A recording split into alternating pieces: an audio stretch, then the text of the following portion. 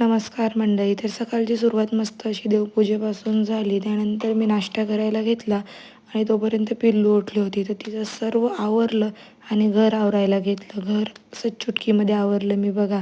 त्यानंतर हा रूम तर क्लीनच होता, पण हा कपड्यांचा गर्दा आवरायचा होता. तो सुद्धा मी पूर्ण आवरला आणि दुपारचं जेवण काही करायचं नव्हतं.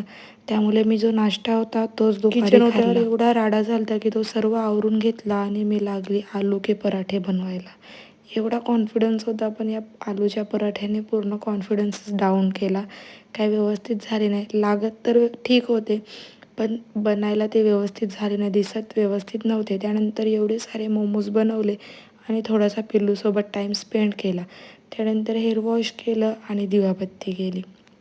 दिवाबत्तीनंतर रोज तिला हे हातात घ्यायचं असतं, पण ती घाबरत असते. जे आगीला हात लावायला जास्त बघत नाही, ती घाबरते. थोड्या वेळानंतर लगेच सोडलं, पण हे शेक घ्यायला तिला जास्त आवडतो.